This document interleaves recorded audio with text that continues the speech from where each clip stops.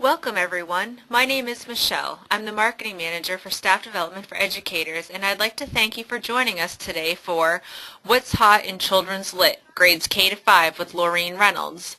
Before we start, there are just a few things you should know. To allow for Laureen to be heard clearly, we have placed all webinar attendees on mute. Please use the window on the right-hand side of your screen throughout the session to ask any questions. These will be used for our question and answer period at the end of the presentation. This session is being recorded. Assuming no technical difficulties, you will receive a link to the archive within 48 hours, as well as a link to the certificate of participation.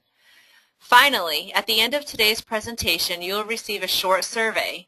By completing this survey, you will assist us in providing future complimentary webinars.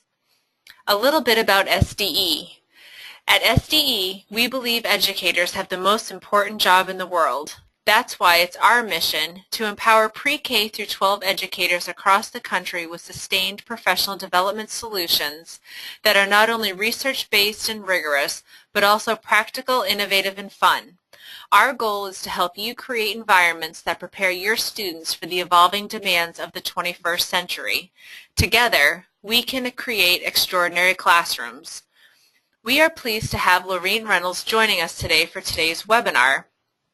Laureen is an experienced classroom teacher who offers practical ideas, tips for technology integration, engaging activities, suggestions for approachable Common Core implementation, and simple management techniques. Her goal? To capture each student's interest and encourage their independence as learners. Laureen is the best-selling author of more than a dozen teacher resources, including Catch Your Kids Before They Fall, 140 Skill Builders to Boost Academic Success.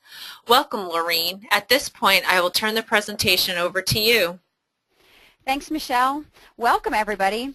I just can't tell you how excited I am to be here this afternoon with you talking about really one of my most favorite things, which is children's literature. If I could spend all day doing this, I would, and I think maybe in my next life I will be a librarian. Before we dig in, though, before I get ahead of myself, I want you to take a look at what you see on your screen right now.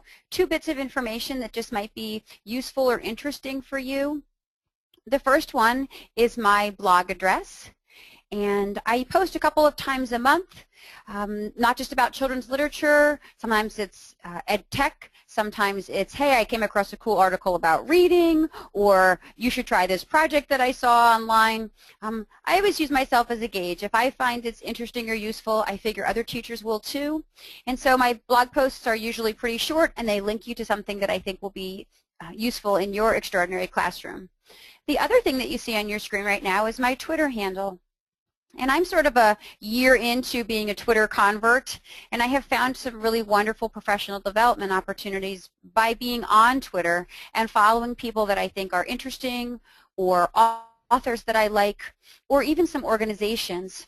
And specific to this webinar's content, last summer I did a little Twitter series where each day, I think from about the beginning of July until the beginning of September, I posted a new nonfiction title, and that I thought would be interesting to your students, new to you, something to help you use more informational text. And I kind of piggybacked off the fact that last year the New York Public Library summer sort of exhibition was all about children's literature.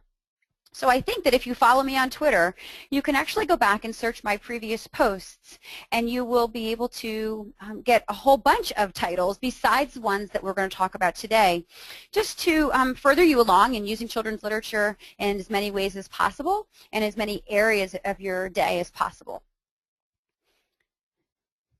So a couple of things to remember before we dig into actual books and things we can do with them. On the vocabulary end of things, there are more rare words per thousand in children's literature, and high-quality children's literature, than anything else in print.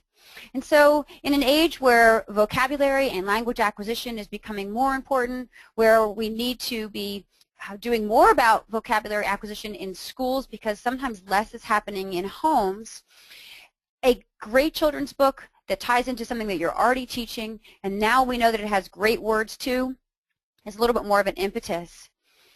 For some of you, if you're in a state that has adopted Common Core state standards, there's an increased focus on informational text. One of my goals when I do a webinar or a breakout session or a workshop on children's literature is to start to change people's mindset a little bit about what informational text looks like. And I think today you'll find that to be very true. Traditionally, we think of informational text and nonfiction text as, just things like, what do roots do? But there's so much wonderful, rich, vibrant stories coming out and that we can use in our math lessons and social studies and science. And so that's one of the thrills for me, is getting people to expand their horizons about what does good children's lit look like, because it isn't just stories. And the stories that are out there are really worth sharing. Something else that I think is important to remember about using literature in general, and this is really true no matter who you teach, and I say this to teachers of every grade range, that we should be reading out loud to our students every day. And if you're going to use that valuable time to read out loud to kids, we should be reading great things. And then one of the powerful things about a read aloud, besides of course the story that it shares or the event that it retells or the process that it relates, is that we can also do some thinking out loud as practice readers. You are the most literate person in your classroom, and what's in our brains we sort of take for granted as good readers, but it is a very powerful model that we can be utilizing with the students in front of us who are developing, emergent, or striving readers. So use your read alouds to propagate or support or model the kinds of things that you hope someday your students will do with read-alongs. And so that's just sort of an extra benefit on the instructional side of things. So don't be afraid to stop in the middle of a read aloud and say, wow, look at the way the author did this, or think about these words, and those are pretty powerful. I wonder what they mean by that. Or, geez, this person's saying something, and I think they mean something else. All of those things that go on in our heads as practice readers don't necessarily happen in the heads of our students when we're reading to them or when they're reading by themselves. So use great books and use them as an opportunity to read out loud, and then use that as an opportunity to do some thinking out loud and powerful modeling. Finally, I'm always encouraging teachers to be sure that we don't limit our reading children's literature time to language arts. There are wonderful things we can read to engage our math students, our science students, our social studies students, and truly, if we want our students to be great readers, the more exposure they have to great reading, the better. I also find that reading across discipline areas sometimes will help cement a concept for a child or increase their interest in something or someone, and encourage them to do some further research either on their own or as part of an activity that we do together. So I hope that's given you a little bit of food for thought beyond just, well, here's a book, I'm going to read it, and that was fun. And now we're going to actually take a look at as many titles as we have time for. And I've tried to add to each one a suggestion for an activity. It isn't the only thing you could do with this book. It's not the only place we can use any particular title. But I like to give you a little bit of immediacy, like, all right, I'm headed back to school pretty soon, and some of you likely are headed back to school this week or next week, certainly all of us in the weeks to come. And I would love for you to be able to have some get it today, use it tomorrow kinds of strategies to get your hands on some of these books and you know, use the activities right away. And then as you use the book and you hear from your students, you can obviously develop your own or twist any idea that I've given you. So we'll start with actually a pair of books. And another note for you to make just to yourself is that most of the books that I'm going to share with you are winners of Teacher Choice Awards or Children's Choice Awards or Librarian Choice Awards in the last few years. So these are all fairly new publications. There's also some great children's literature that obviously came out before these titles did, but this is the most sort of up-to-date books I could give you. One thing that teachers tell me often is they don't have time to find new books, and so that's really the joy that I find in doing things like this. So the one on the left side of your screen is called Bones, and it is written by one of my favorite authors. And if you don't know this author, his name is Steve Jenkins. I love his books, and he writes lots of great books. There's a terrific one called, What Do You Do with a Tail Like This? And What Do You Do If Something Wants to Eat You? He writes wonderful nonfiction text, but his approach is always really fabulous and different. And so that's one thing I look for in a good piece of children's literature. Do they take a topic and mix it up a little bit?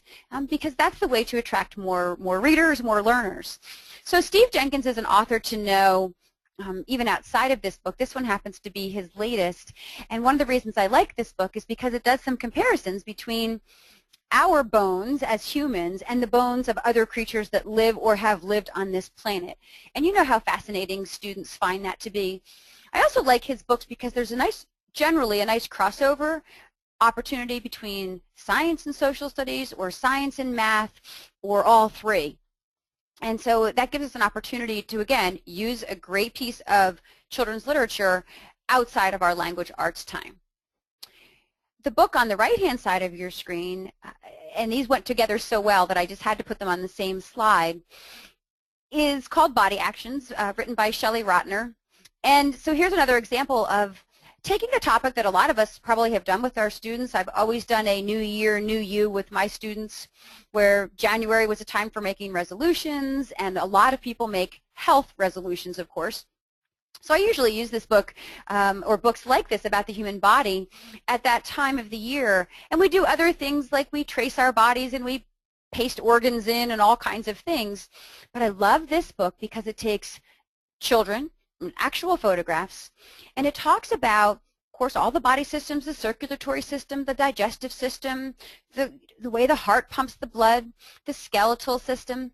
And it actually superimposes the picture of that body system on top of the child. So you can see here on the cover that this particular page goes along with the skeletal system, and how cool it is for kids to be able to see not just the inside and not just the outside, but both at the same time. I do believe it really just heightens their understanding of where things are in their body, how they're connected, and the way they work. So two great books about bones and bodies, and a follow-up activity, and again, we could do it at math time, we could do it as a science follow-up, is figuring out how big an elephant's, leg bone is, making one out of bulletin board paper or butcher paper or wrapping paper or whatever you got, doing it to actual size, so we're going to use some measurement skills there, and then tracing and figuring out the same bones in our human bodies and comparing them. Many years ago, I did a similar activity with dinosaur footprints, where it turns out the dinosaur footprint is X number of feet long and wide, and how many of our footprints would it take to fill that up? And we did it as a part science and part math exploration. And students had to really apply some measurement skills and do a little bit of evaluating, and we did, of course, some guessing, and then we tested our hypotheses. And so that's very personal to them because it's about their bodies. We might as well make it as interactive as possible. And again, this is just one way, one suggestion to get you all on the road to using maybe one of those books. So the next two pairs, and we won't always have pairs, but some went together so well that I just couldn't help myself. The first one is about Jane Goodall, and of course she's the woman that spent most of her life in Africa, living literally with the chimpanzees. And I love the title, Me Jane, very Tarzan-esque. And it's a very simple book. It takes you through a very sort of sparse story about Jane Goodall and her life as a child and what led her to become, of course, the scientist and the pioneer, I suppose, that she was, certainly for women. And I love the little tidbits. And so it's semi-biographical besides, informational about women scientists and what she did. And one of the things, and when I read books like this, I find that I learn something too. And as an adult, if I can read a great book, engage my students, tied to topics that we're already teaching, and also gain some information as an adult learner, I think that's sort of extra fabulous. And in this case, the tidbit that I learned that sort of sparked Jane Goodall's whole career was this stuffed chimpanzee that she got when she was a baby, and she called it Jubilee. And Jubilee went everywhere with her. And So that sort of, that was the sort of the precursor to her whole career. The other reason that I highlight this book in some of my workshops and sessions, and why I've chosen to highlight it here for you all, is because inside on one of the pages it tells us that Jane, when she was about 9 years old, created a little club called the Alligator Society. And I like it because one of the page spreads shows reproductions of some of the drawings and scientific notes that she made as part of her Alligator Society club activities. And so this leads me to talk with students about science notebooking. And science notebooks can look sort of any way we want. I always hope that the pages of science notebooks look different from the day before or the week before, depending on what we are sciencing about. And I think it's a great opportunity using science notebooks to get students writing at other times besides writing time, and for a different reason. Certainly when we do science notebooks, we're writing informational text, and so this book leads us nicely there. On the other side of the screen is on the sort of on the other end of the spectrum of fabulous science notebooking opportunities, and this one's called Neo Leo. So this is a book about Leonardo da Vinci, and again, I learned some things here, and this one I would say is definitely a little bit more for sort of the upper end of the grade range that I have joining me today. I found this book fascinating for lots of reasons. One, Leonardo da Vinci was just astonishingly smart for his time, and he lived in the 15th century, early 1400s, I think. And so the precursor in the beginning of this book, it talks about the tens of thousands of drawings that Leonardo da Vinci created in his lifetime, and how many of them were lost, of course, to the ages, or they were burned because they were considered to be scandalous or witchcrafty kind of things, because people couldn't believe he would be thinking about flying machines and contact lenses and things. And those are exactly the drawings that he was creating and trying to figure out how to make it work. So he also was a unique individual in that he had to flee some of the cities where he lived because of the ideas that he was trying to share with people. And he wrote backwards and from left to right. Like, all of his letters were backwards, and he wrote from left to right, so a total mirror image. And they've actually reproduced that in the book. So each page spread in this book shares a neo, which of course is the, I don't know, Greek or Latin root for new, and then the Leo version of something. If it's the flying machine, or they would have the neo version. Okay, when did we actually make that happen as human beings? And they tell the very brief story about that, and they give us a date. And then they share the Leo version of it, which is a reproduction of his drawings and measurements and his backwards handwriting of the exact same thing. And sometimes it takes us 300, 400, and 500 years as a human race to be able to actually develop the things that he was thinking of, 600 and some odd years ago. So super interesting. And at the end of the book, they share that there are still scientists today who are continuing to go through his drawings and his works to see if they can make some of the things that he thought of actually happen or create those things, because he was so far ahead of his time that we haven't even caught up with him yet. And so I started talking about science notebooks a few minutes ago, and I just love them, and I love them for lots of reasons. The nice thing is you can't really do a science notebook wrong, and it can be an ongoing process. So many of these books relate to science topics, or any of your other favorite books that you share that relate to your science studies. We can do science notebooking as part of our science lessons on a regular basis. One of the things I like about science notebooks is that no matter who you've got in front of you, whether they're just drawing, whether they're drawing and writing, whether they're English language learners, whether they're proficient readers and writers, or certainly independent readers and writers, science notebooking works. I like it because you can also give students a lot of choice about how they show what you want them to be observing, or the process of an experiment. Some kids will choose to draw, some kids will choose to write, some students will choose to take images, or they'll create a little matrix on their page. You can't do it wrong, and I think it's a wonderful opportunity for students to double dip on the writing end of things. And it's a very creative process that ties to something very concrete, like a science concept. and you really can't go wrong here. So I think the only way you could go wrong is to limit students too much to a format or a template. You can use blank paper. They can use old composition books. It can be a 3-ring notebook that you slip stuff into page protectors. Whatever works for you, your budget, the materials you have around you. But we should get kids writing and drawing and expressing thoughts outside of, you know, a journal entry time that we might do in another time of our day.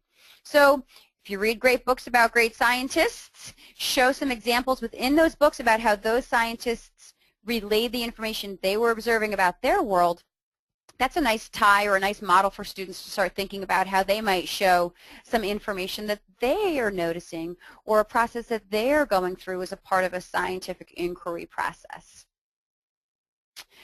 Kids love animals. There's no doubt about it.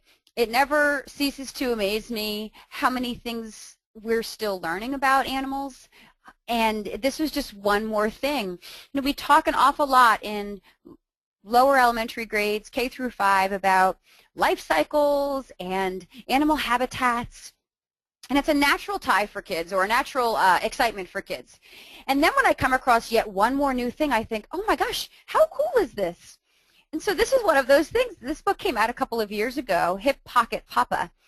And of course, I think we tend to like when sometimes it's not always the mommy animal that's taking care of the babies. And in this case, this is a story about a very specific frog. And this frog, the male version of the frog, has some kind of a flesh pocket on his backside that is where he carries the babies. And so I think it's fabulous for students to know the way that animals have adapted, the way that animals, you know, I mean, of course, penguin moms and dads share the eggs and they transfer them on their toes. And seahorse dads carry the babies in their stomachs. And we learn this from children's literature. And so here's one more option. And a lot of us do the frog life cycle as one of our sort of standard topics. And it's just nice. I call it reading around the topic. So we're going to teach about frog life cycles, and we're going to learn about frog life cycles, but I'm going to read and share with you every possible perspective on that I can as a teacher. And so when we read around a topic, we tend to expand students' horizons. We can get into the geography piece, and hopefully we encourage them to further their knowledge, you know, on their own if they're able to. And a book like this is a good example of reading around the topic. So let's get back to an activity which may not happen at a science time, and it may not happen at a reading time, but we could certainly spend some time doing some research either together or in small groups or independently, depending on the age of your students, where we can choose a couple kinds of frogs or research a particular continent, how many frogs live there, what, you know, what parts, the north, south, east, west, where are they, is there a large variety, and comparing and contrasting and graphing and plotting fit very well with, you know, our math expectations as well as some of our reading and writing expectations. And frogs actually happen to have just a wide variety within the species. And some are poisonous and some are not. And so anyway you choose to do that, but it's a good opportunity for some research. And for some of you, that will be a new expectation, getting kids to do research projects, even your little ones. And so I think that the interest is high in kids already, and here the variety is pretty tremendous, from frogs in your backyard to, you know, frogs on another continent. I'm always excited when I come across a story, and this is really in narrative form, that tells about something that we sometimes maybe don't give a second thought to. And in this case, it's fluorescent colors. Now, I grew up, went to you know, high school and grammar school in the 80s, and fluorescent colors were pretty popular back then, and they're making a comeback. And so this is a story which is just out last year or so about Bob and Joe Switzer and their development of fluorescent colors.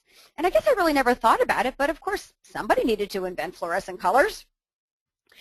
The cool factor of this book, besides fluorescent colors is cool already, is that on the inside, as the book progresses and as Bob and Joe get closer to perfecting their fluorescent colors, the beginning of the book, all of the illustrations are black and white. And then a little bit of color shows up partway through, and then the color becomes a little bit more fluorescent. And by the very end, the illustrations are colored almost fully with fluorescence. And it's just a neat twist. But here's a story. Here's the story of an invention. My students are always interested in inventions and where things came from. I mean, everything was invented, from the zipper to the Band-Aid to the chocolate chip cookie. Some were mistakes, some were on purpose. And so when I find a new story being told, that excites me as a person who loves children's literature. And this does just that. It's the story of something that has been around a long time, but perhaps we never thought about it. 14 Cows for America is a really unique story. There are times in our collective lives as teachers, as adults, as citizens of a particular country, where the whole nation is affected by current events. And depending on the age of your students, you may or may not have conversations about those current events. But kids are pretty savvy globally because there's news on at home and adults are having conversations, and they know that there's a war in Afghanistan, or that there was somebody's dad was serving in Iraq, and some of those kids will also know that there was something called September 11th. And traditionally, when we talk about teaching children and reading children's literature, we might not think about September 11th as a topic of conversation, or really we wouldn't even go there unless we had to. I'm a person who was sitting in a first grade classroom. I was a first grade teacher at that time, and the guidance counselor tells you how to talk about things, and I was sort of going to not talk about it for a little while unless somebody had a question. And one of my little boys shows up that morning, "Hey, Mrs. Reynolds, you won't believe it, but the plane my mom was supposed to be on crashed into the World Trade Center." And so, well, I guess we're talking about it now, aren't we? And you know that students will innocently share those bits and pieces of information. So Brian's mom happened to be a flight attendant, and she would have been on Flight 93 from Boston. So at the time, I wasn't sure how to deal with that, and we went ahead and did it. But there are certain things that happen in our collective lives, and I love it when a book meant for students handles it well, nicely, just enough, let's say. And this is an example. So 14 Cows for America is a true story. It tells the story of a young man who came from a small African tribal village and was actually in New York City on September 11th when the towers were destroyed. And he goes back several years later to his village, and the children of the village want to know what happened. Of course, his sort of first-hand account. And because he was from this village, the villagers had decided, the elders of the village had decided, that they would gift 14 cows to the American people as a show of sympathy, as a show of respect and encouragement and hope. And that sounds a little silly when you say to students, "Oh, well, they gave us 14 cows." I mean, they didn't physically ship 14 cows to us. But for them, a cow was a very utilitarian creature.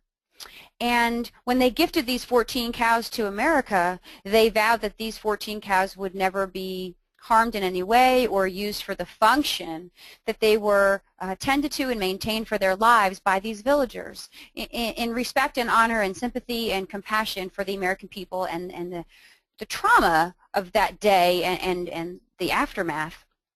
And so he goes back to his village and he tells the story, but he tells it in a very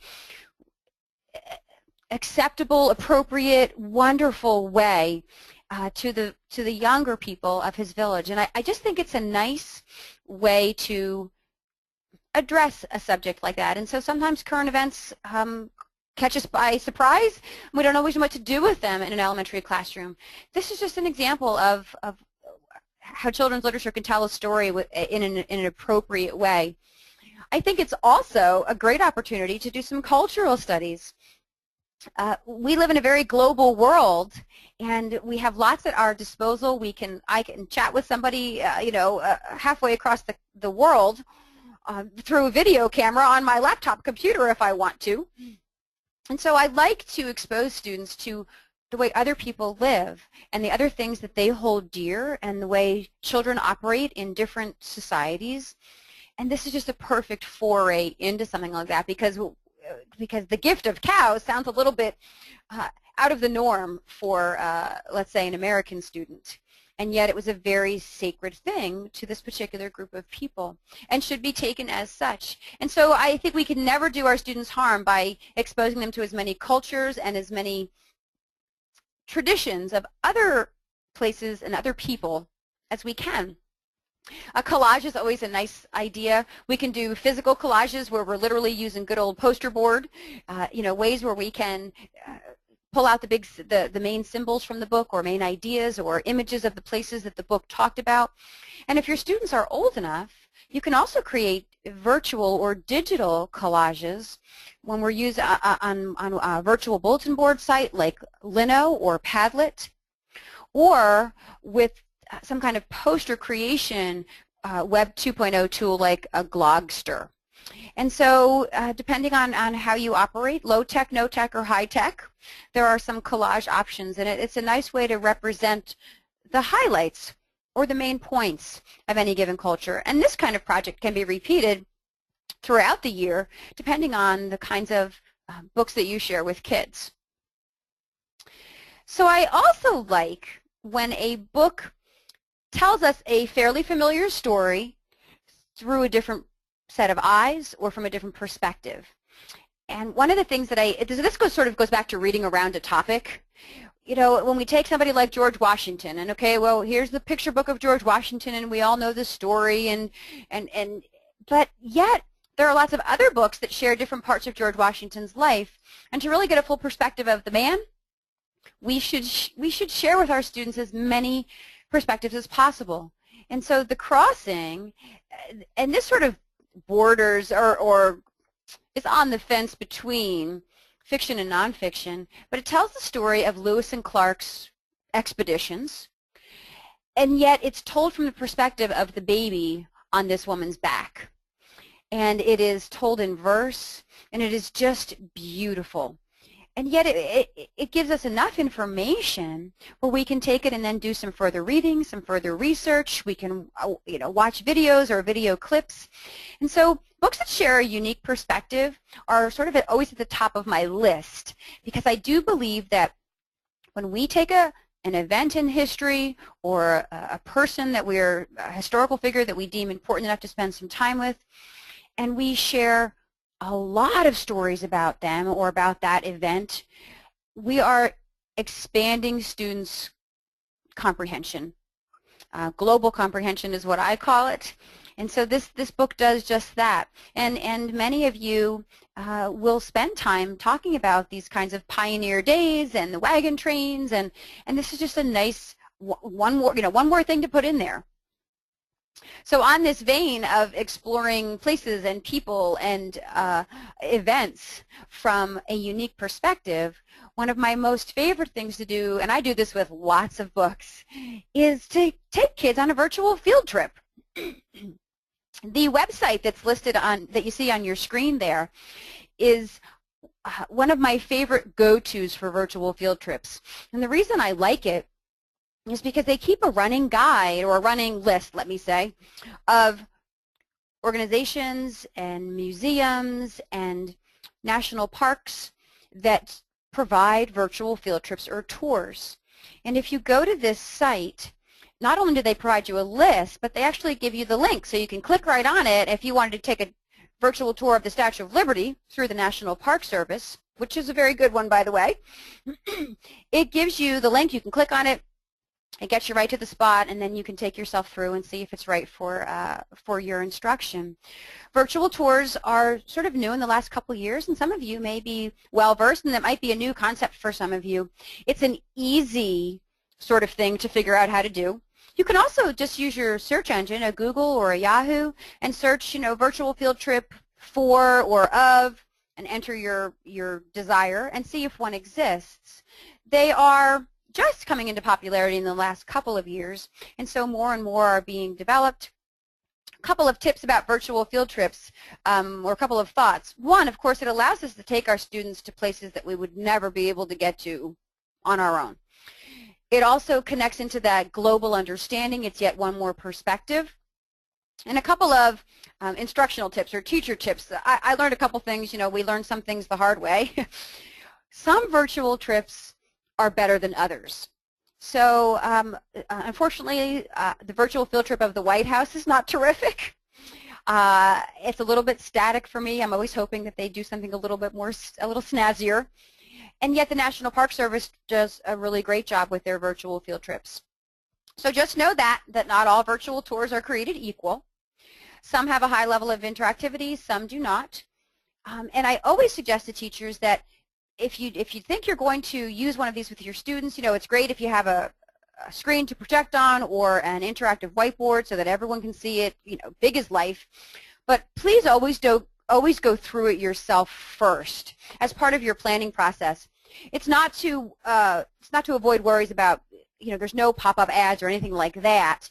It is that each field trip usually has its own kind of navigation system, and many of them will have a tutorial to help you. So I think it's handy or helpful to go through it myself first before I do it with kids, so that I know if they provide links, you know, which ones would I take students to and which ones wouldn't I.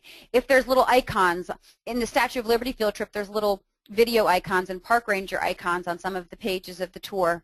And if you tap or click on those, new things happen. And so you should know that, and you should explore them and decide which ones, you know, you would venture out onto and which ones you wouldn't. But this is just one of my most favorite ways to expand on a book, and most of them are free. I'll be honest that I probably wouldn't pay for a virtual field trip, and most of us are you know, using our own money for things already, and so most of them are free, and I just highly recommend it. It's a wonderful way to expand your students' knowledge of something, and in a very visual way, which is super appealing.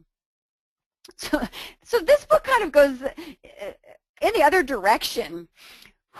Most of us know that graphic novels and comic books have really surged in popularity in the last few years. And I'm a person who believes that any reading is good reading, and that includes comic books. And so this one came out a couple of years ago, and it was chosen as a student choice book, I think by 3rd and 4th graders in the year 2012. And I like this for a couple of reasons. One, I like the comic book style because it's so engaging for readers this age. It also teaches kids how to handle that kind of text, because that's the level of complexity with a comic book is a little bit different than a traditional narrative, because they have to figure out where to start, where to go next, and speech bubbles work a little differently than traditional sentences and paragraphs. That's good for them to know how to do that. I like it too because it takes something like Greek mythology, which not everybody finds that interesting, and kind of tells it in a little bit of a tongue-in-cheek, a little bit of a sarcastic or fresh way, but very appropriate for, you know, kids of this age range. And so if they can learn a little bit, if they can have some exposure to maybe a new kind of text format and get through the structural changes and help them deal with that again when they see it later, plus enjoy the reading, and I mean the appeal here is huge, and yet it shares some information that could be shared in a lot of other ways that are a little bit less fun. So just don't forget about comics and graphica and graphic novels as a way to reach some of your readers. And certainly if you have any reluctant readers in your midst, this might be a way to attract them, whether you're reading to them or they're reading on their own. It's just something to consider. On the other end of this, we should also consider including comic creation in our writing instruction. Comics don't have to be fiction. They can be, of course, but they can also be nonfiction or informative. I know teachers who have kids create comic strips that relay a historical event from one character's perspective, or there's a conversation between George Washington and Benedict Arnold, you know, within a comic strip frame. And so, again, we can do low-tech or no-tech and do it on paper. There is a great comic strip creation site called Pixton.com. It's P-I-X-T-O-N, Pixton.com, which allows students to create comics online. It's fun. The user interface is very friendly and easy. And there are also some apps that allow us to get students into the creation process. And so we want our kids to write. We should be writing with our kids every day. But there's nothing that really says we should be writing just in one format. And this is just an opportunity to take something that's already very exciting to our students and allow them to use it. And we can still teach all of the conventions and spelling and spacing and correct case and word choice, and all of those things can still be taught in this format, but it might be much more appealing to some of your writers. And so just something to consider. Here is one of my new favorites, my newest favorite, I guess. I could say most of them are my favorites, but that's a little bit silly.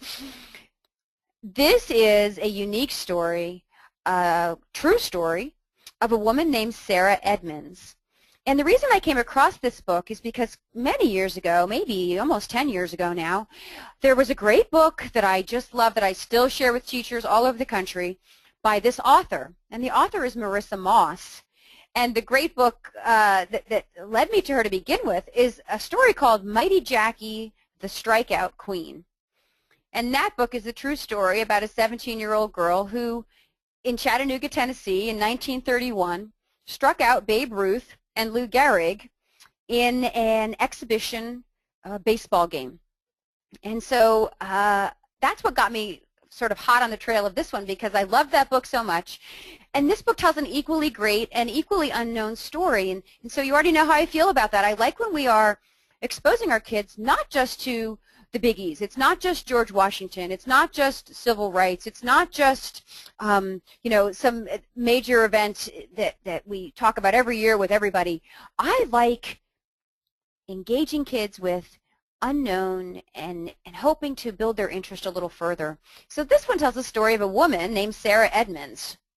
And she actually, when she was about 16, decided that she wanted to enlist in the Army. And she, of course, couldn't as a woman, so she changed her persona a bit, and she took on the name Frank Thompson, and she tried to enlist in the Army to fight in the Civil War. Well, they told her she was a little bit too young, but they were all on board with it. She was a boy or a man, but they told her she was too young, and so it took a little while before she finally could enlist. And in her tenure as a man, and the name Frank Thompson was the one she used, she did indeed act as soldier and saw battle. She also acted as a nurse in the field hospitals. And as Frank Thompson, she also acted as a spy. At one point in her life, she dressed as a freed slave and would spy on enemy artillery, you know, safe holds and make diagrams and things, and reported that back to wherever she was spying for.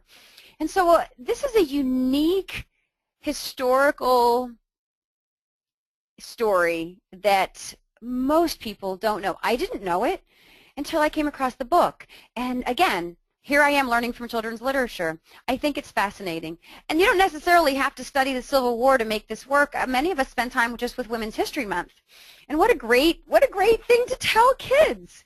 And of course, in 1860 and 1861, when the Civil War began, you know, lots of different kinds of things happened, and that would likely not be able to happen now, like a 16-year-old girl dressing as a boy, and you know, on from there.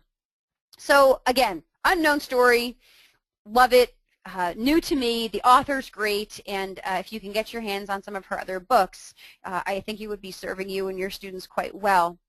And so with this, we can go a couple of different directions, but certainly we can have kids write either research and write a biography about someone that is of interest to them, because choice should also be a part of some of their work, or we can have them write autobiographies. Now, if you teach kindergarten, you might be thinking, well, Laureen, my kids cannot write. Maybe not, but they could certainly do a picture autobiography. Those of you that are teaching second and third grade, there would likely be a combination where your kids are doing some picture work and some writing. And even if you teach fifth grade, it doesn't mean that they couldn't do a picture autobiography.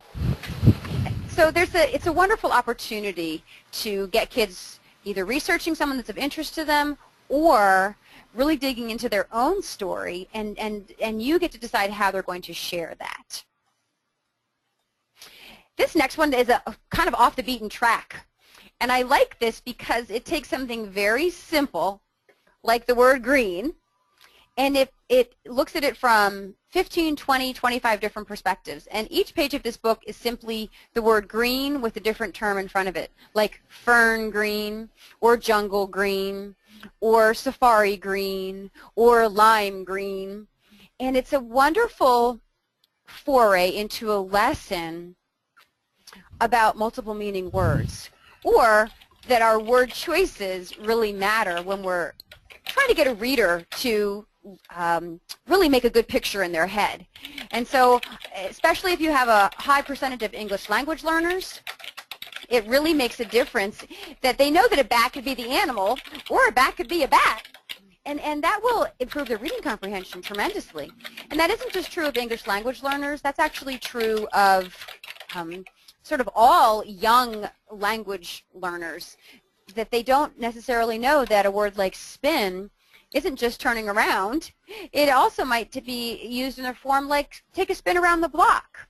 And so we should be spending time talking about multiple meaning words, and a book like Green really is a nice introduction to that. And even if you teach things like homonyms or synonyms, this plays in quite well there. And again, it's a different perspective. In the Wild is the only book of poetry that I have decided to highlight today. I'm a poet. I have been for many years. My first teacher resource books were sight word poetry books that I wrote for my first graders, and then I was lucky enough to have some published. And so I've always been a big fan of poetry, but it is something that we tend to not do very much of, and we certainly don't encourage our students to write it. We might read some, but we don't always encourage them to write it. And I'm a proponent of doing both. And if you're in a Common Core state, poetry is one of those genres that's highlighted in our K-5 standards. And even if you're not in a Common Core state, poetry is great. And kids enjoy it. I'll never forget, I was teaching second grade once, and I was in the beginning of May, and we were going to get ready to do a bunch of poetry writing. And I thought, well, I need to share a bunch of poetry with them before we do this, and not just the ones that rhyme, but all kinds of poems. And I remember after the first day, some of my kids looked at me and said, Mrs. Reynolds, where'd you get those books with all the poems in them that you were showing us earlier? And I kind of looked at them with funny, and I said, well, gosh, they were just in the poetry bucket over here in the classroom library. You know, it wasn't like I had them hidden. But they had never noticed it, I guess, and I hadn't pointed it out. Well, the very next week when we traded our, book box books and doing some independent reading, the poetry bucket was empty. There was not a poetry book to be found. And it was all because I had exposed them to it. And then the writing became a natural extension of that. This one I like because it's about animals, poems about animals. And they have a nice rhyme to them. They're very short, but the imagery is good. The vocabulary is terrific. It's a simple foray into poetry writing, and also might tie to something that you're teaching, like geography and animal habitats, or some animals on the scientific end of things, life cycles and that kind of thing. And so I am a person who does like to do some social studies connections with books that I read, and most of us have some kind of world map up in our classrooms, and if you don't, I hope that you will consider it. And for me, it was every time we read a book that we could make a geographic tie to. Like we could say, okay, this book took place in, or it says here the setting of this book is, or I happen to know that this person was born in. We put a little flag on the map on our bulletin board, and with the name of the story, and we stuck that flag in where it was appropriate on the map. And as the year went on, we really, read globally. And if there was a part of the world that I felt like, gosh, we don't have too many flags there, I kind of tried to look for stories or things that originated in those places. And it is a nice way to keep students thinking about places besides where we live, and a nice way to tie in your reading to a little bit of geographical study. So that's kind of an ongoing project. Hi, Laureen. Yes, ma'am. We are just about out of time, so we'll have to wrap up in the next 5 minutes or so. Okay, will do. Okay, thank you. So that's always the worst part for me, is that I have to wrap up in the next 5 minutes or so. But a couple more titles, and then I think we'll have some time for a little bit of question and answer. And so hopefully you all have submitted a few questions in the chat box area of your control panel on your screen. So I'll take you through a couple more, and then we'll get right to that. Even an Octopus Needs a Home is a fun book.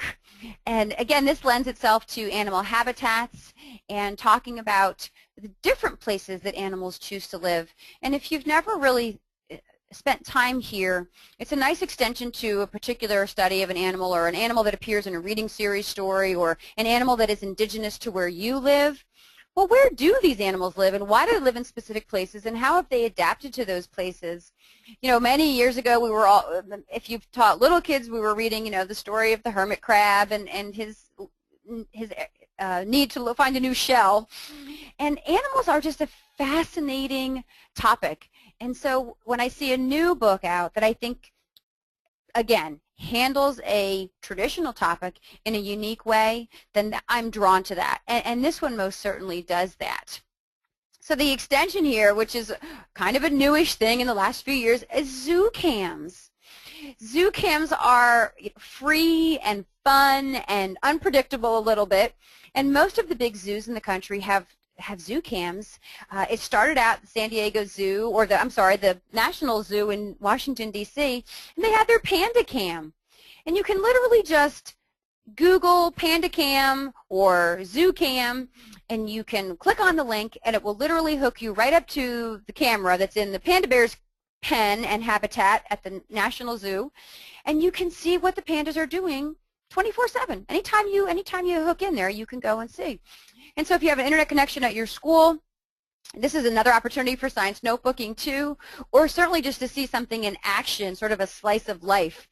The San Diego Zoo has zoo cams, the Atlanta Zoo does, and if you do a Google search for zoo cams, you'll be able to see a complete list of zoos that have them, and they don't all feature the same animal, of course, so that makes it extra nice. Okay, this will be the last title that I share with you, and this really, and I'm glad that we are ending here, because it got us to a point where I can tie back to looking at a major historical event from a different perspective. And the civil rights movement is one of those things where we handle it in different ways depending on who we've got in front of us, but the conversation should be had with everybody, and particularly if your school is one that takes, you know, Civil Rights Day off, or Martin Luther King Jr.'s birthday off as a holiday from school, our students should know it's not just, oh, we get it off today. They should know why.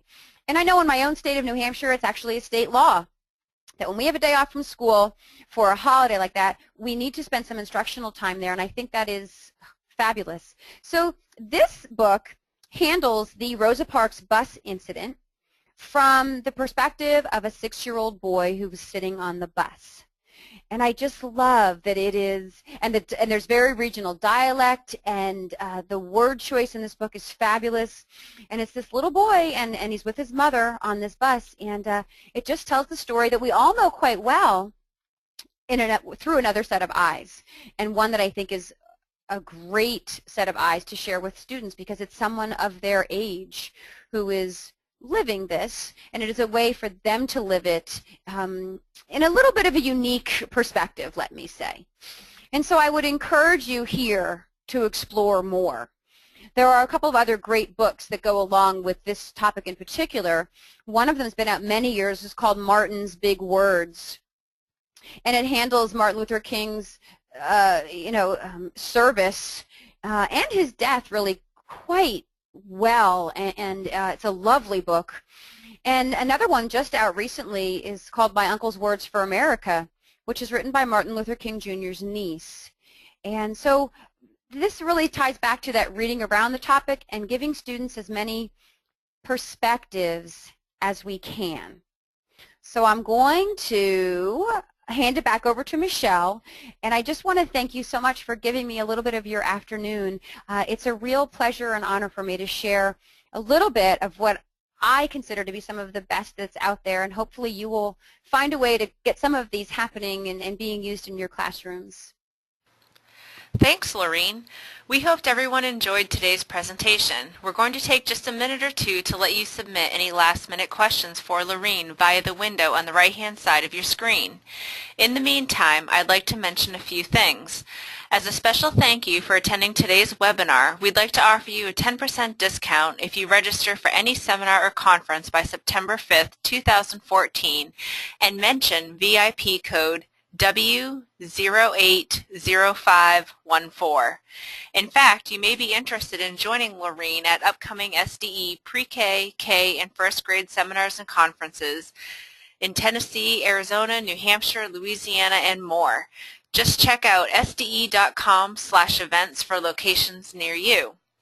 Please keep in mind that you can bring Laureen on site to your school or district for customized training or coaching to meet your own unique needs.